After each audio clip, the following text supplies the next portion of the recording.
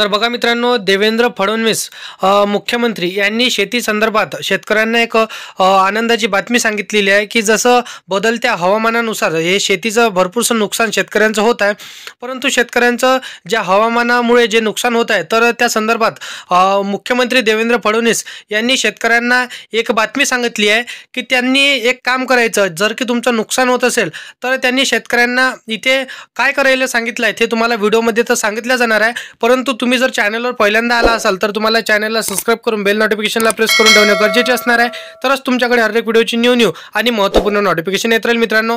तर चॅनलला नक्कीच सबस्क्राइब करून ठेवा.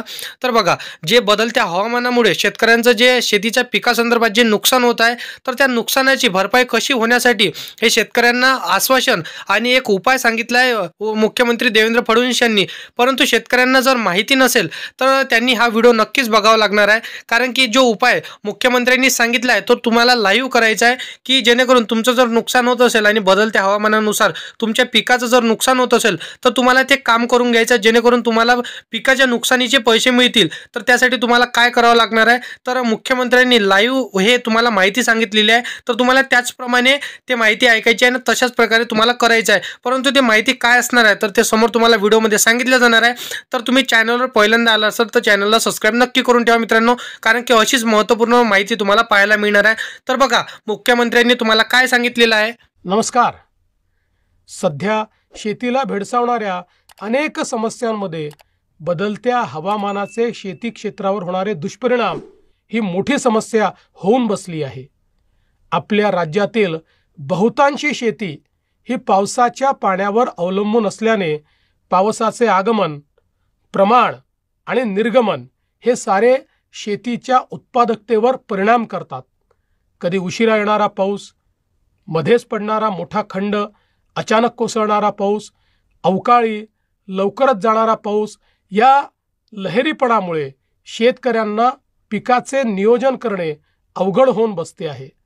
चांगला पाऊस पडूनही भूगर्भात पाण्याची पातळी खालवत चालली आहे आणि याचा फटका राज्यातील रबी आणि उन्हाळी हंगामी क्षेत्रावर होतो आहे.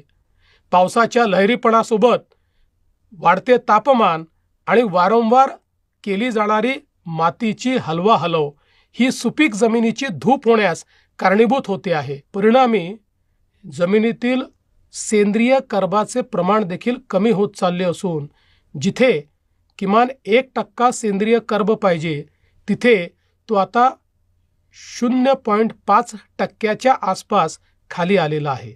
साहजिकच असे आहे की कितीही रासायनिक खते घातली तरी सेंद्रिय कर्बाच्या कमतरतेमुळे पिकाची उत्पादकता ही कमी होताना दिसत आहे.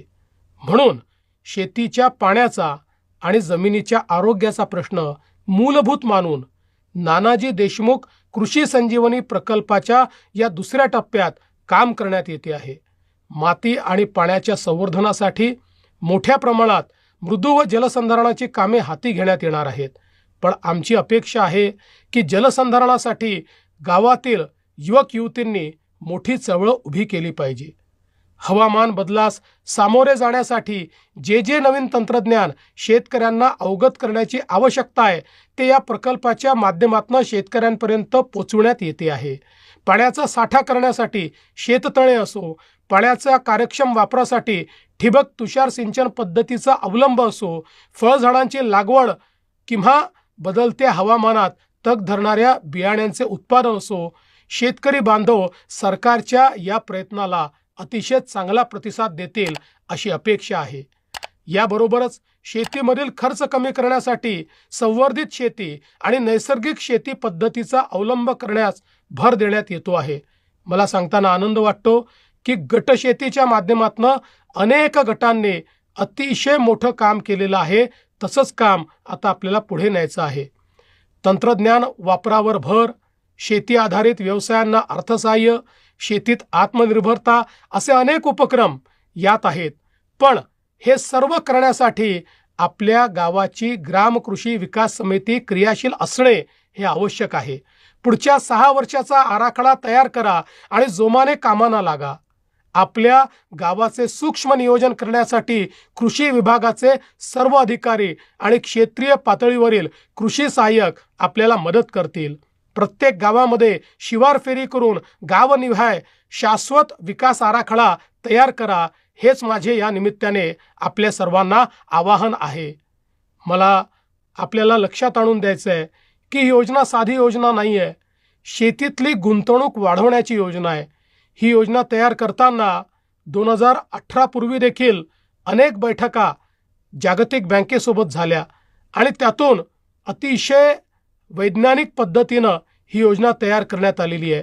आणि पहिल्या टप्प्यामध्ये जी काही शिकवण आपल्याला मिळाली त्याच्या आधारावर दुसऱ्या टप्प्याचे निगोशिएशन करताना आम्ही अनेक वेळा जागतिक बँकेसोबत बसलो. आमचे लर्निंग्स काय आहेत, आम्ही काय शिकलो आहे हे जागतिक बँकेला सांगितलं. जागतिक बँकेच्या एक्सपर्ट टीमने त्याच्यामध्ये काय परिवर्तन केलं पाहिजे, जगामध्ये या संदर्भातल्या बेस्ट प्रॅक्टिसेस काय आहे, काय चाललेलं आहे, या गोष्टी आम्हाला सांगितल्या आणि त्यातून हा दुसरा टप्पा तयार झालेला आहे. त्यामुळे हा टप्पा परिवर्तन करणारा टप्पा आहे. आपल्या गावाला शाश्वत करणारा, शेतकऱ्याच्या जीवनामध्ये परिवर्तन करणारा अशा प्रकारचा टप्पा आहे. आणि म्हणून अपेक्षा आहे की जर आपण सगळ्यांनी मनावर घेतलं तर आपल्या गावाचे शिल्पकार आपण होऊ शकता. आपण सगळ्यांनी मनावर घेतलं तर आपलं गाव आत्मनिर्भर करू शकता. आपण सगळ्यांनी मनावर घेतलं तर निश्चितपणे आपलंच गाव सर्वोत्तम गाव आहे अशा प्रकारची परिस्थिती आपण निर्माण करू शकता. म्हणून मेहनत करा, लक्ष द्या,